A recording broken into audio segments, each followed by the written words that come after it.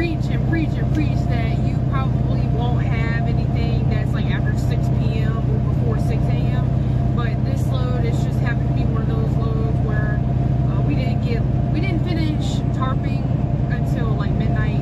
So, because we didn't get the load, what was it, 9:45, 10 o'clock, but our appointment was at 6. So it's just one of those loads where it happened. But right, and that's just on occasion when, like at this particular place, the EMJ, it's called Earl M. Jorgensen Company.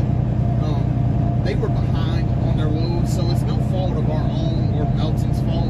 It's just they were behind on their orders. So, like she said, the appointment was at 6, and we didn't get out of there until this morning. So yeah, because we spent the night after we tarped. We just spent the night there. So that's just one of those rare occasions where the shipper would be behind, and you get detention pay for it and stuff like that. You send in your back rows and all that stuff. So it's just one of those occasions. It happens from time to time. Yeah. So now we are on our way to Charlotte, North Carolina. We put in 2 weeks after we've been out. So basically we just did the minimum amount, and we're gonna go home for 2 days. I'm gonna stay in this trip, but we still are gonna be doing videos. It's just gonna be, you know, him out here and me at home. So it's gonna be a mix between the two. But we are headed to Charlotte. We're supposed to be home on the 27th, and this delivers on the 25th. So we'll see what happens. That might set up a repower. You know, that we have to see when we get there. But in this video, you will see the suicide coils, securement, and the Ingot load securement. And we do have Miss Evo back here, always sleeping.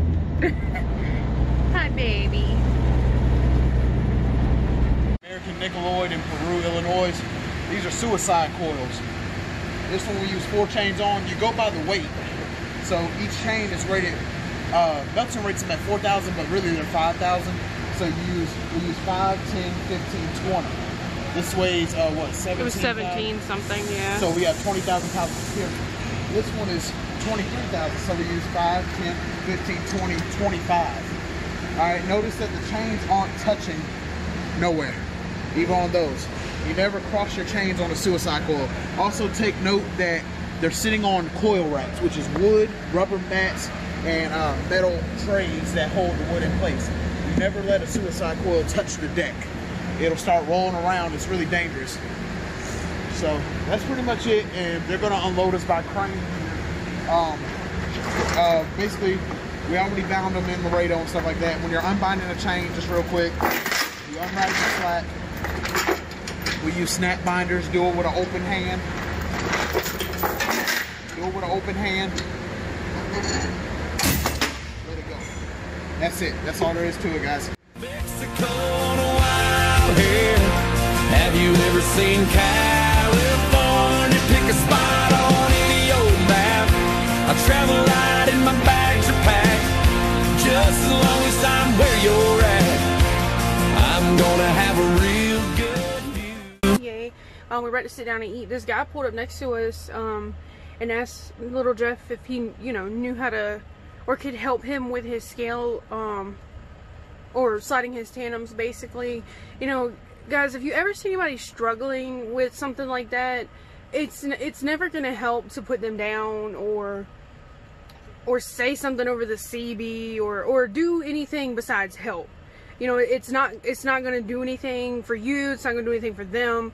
So if you guys do, because sometimes it can be a little confusing. So if you guys ever, you know, come across somebody or you see somebody struggling, or somebody just walks up to you and asks you, help them. Because if you know how to do it, you might could teach them how to do it. You might could teach them the way that you were taught, and they can understand it a little bit better. So just keep that in mind when you're out there. Don't ever put anybody down because they don't know how to do it.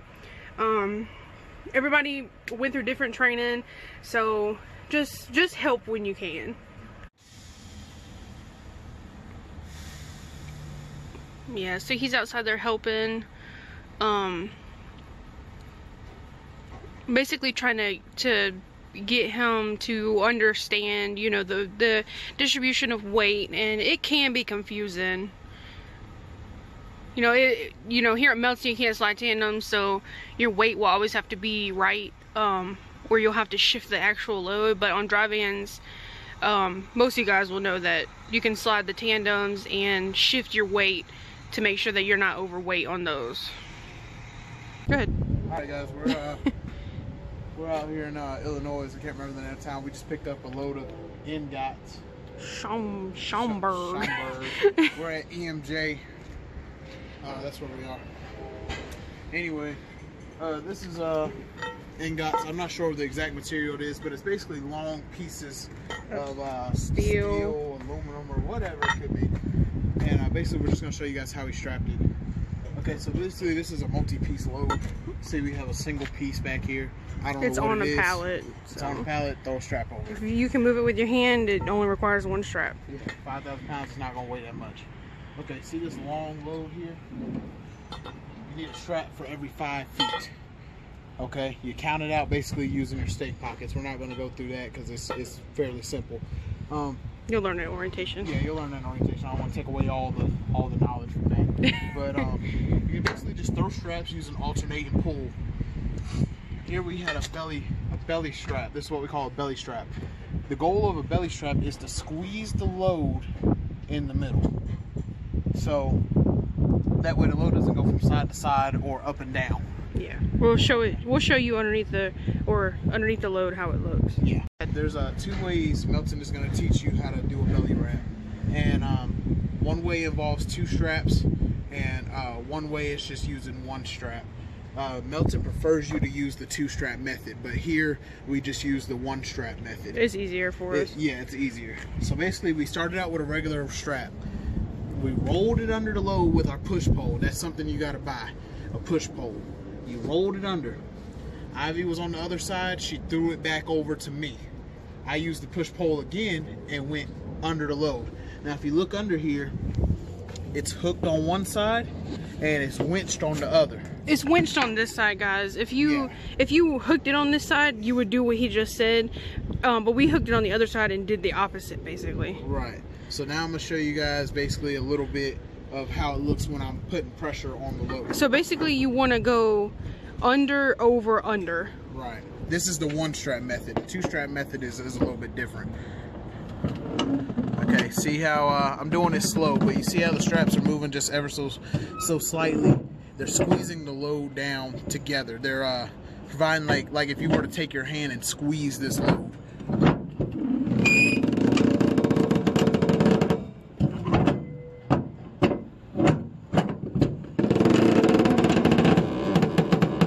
Look right here on this section of pipe, see how it lifts up, guys?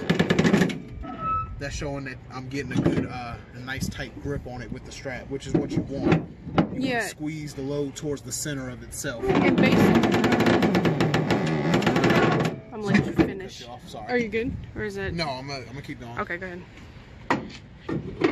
You want to get nice and tight, because when you do a belly strap, it's not going to feel tight at all. It's going to feel still like you've still got some more play in it. Just make sure you just keep winching it, but don't damage the product. But you really can't. It's kind of hard to damage these. It's kind of really hard to damage this stuff.